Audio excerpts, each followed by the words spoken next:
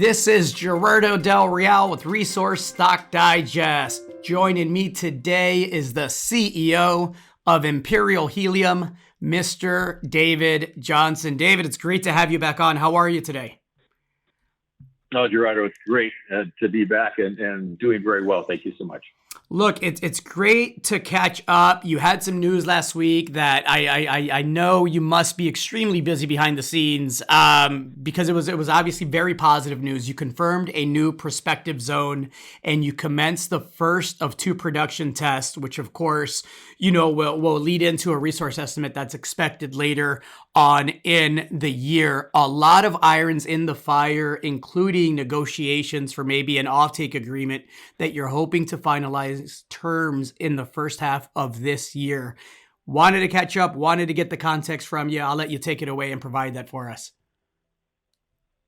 Yeah, no, thank you so much. So the Steveville structure, our plan had been to find helium, to look at helium where it was already located. So we located a blowout well, and then we went and tested it in something called the blowout zone. And that zone on the first well we tested did 5 to 8 million cubic feet a day for 3 years before decline, and it was 0.43% helium. So very excited about that. So we went to drill the second well, which will be the second producing well. So 2 wells combined producing 10 million a day. We went down through the blowout zone. We haven't perforated or production tested that yet because we identified a zone deeper down that looked extremely prospective. And when we perforated that zone and let it flow, it really came at us. So the well came at us strong. We're very excited about that. And then we tested the gas concentration. And the gas concentration was about 19% higher. It's 0.51% helium. So we have a second zone, and it's coming at us strong, the same way the first zone did, the blowout zone, and it's got a higher helium concentration. So that is all great news. Where we're at in the process, so people understand, is that we'll finish testing the lower zone first, and that's a 10-day flow period, which we've just completed. And now there'll be a 20-day shut-in period. That's where we measure the pressure differences as it comes up. And that will finish that production test. And then we'll come up to the blowout zone, which is the same zone we tested in our first well. And we'll do the same production test on that. That'll be about another 30 days.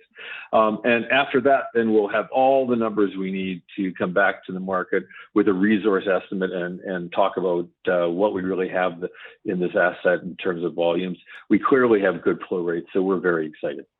Obviously, multiple catalysts. You mentioned the gas analysis, and I see mention of it being positive from an environmental impact perspective because you didn't see any presence of CO2 of the TSX-V, right? Can you speak to that a bit and just how important that is as you move forward?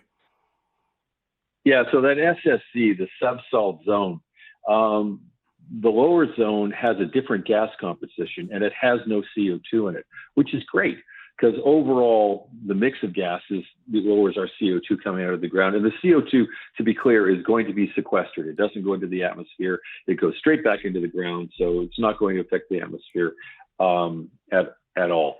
But the other thing it tells us is that we have 2 separate reservoirs stacked upon each other.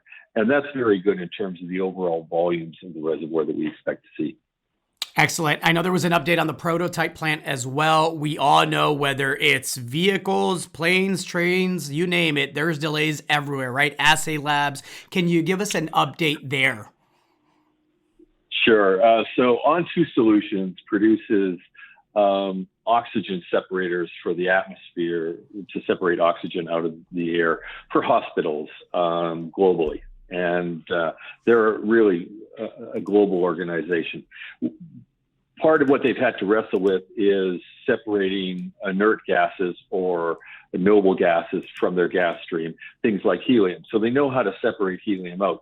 So we went to them and said, let's build this prototype plant. Well, 2 things happened so that they weren't able to deliver the prototype plant to us on time. 1, they had a COVID outbreak in their own shop. And 2, countries around the world are crying for oxygen separators. And so On2 Solutions had to make the very difficult choice of, okay, are we late on this project, or do we go over and help these people because it helps save lives? And they chose correctly. They went out and they helped save lives. A lot of the crisis and the people has beginning to pass now. So they've come back and they're working on the separator, and we're expecting to see that prototype plant ready here in the next 6 weeks. So the crisis has passed. We're moving on. We should have the prototype plant out, and it will demonstrate that we can produce 5,9 helium. And just so people remember, the prototype plant is not the plant that goes on the field. This is a small scale plant that we build to make sure we understand how to separate the helium correctly before we build a full scale model and put the whole field onto production. It also has two utilities in that regard. One, it demonstrates to our gas off-takers that we can produce pure helium, 99.999% pure, because that's what 70% of the uses are.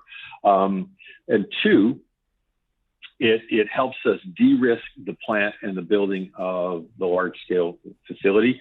And three, it means that we can use this facility on other opportunities, which we see coming down the pike, to demonstrate how to build a plant for them and generate 5,9 helium.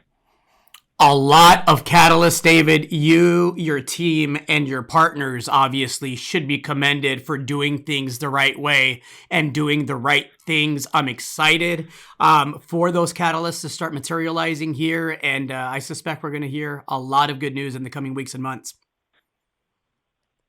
Yeah, I think the last thing I would comment on is just that we're down the track with negotiating our offtake agreement with our strategic alliance partner, Uniper. But I have to say, there's a huge demand for helium out there in the market. We've been approached by car manufacturers or chip manufacturers. We've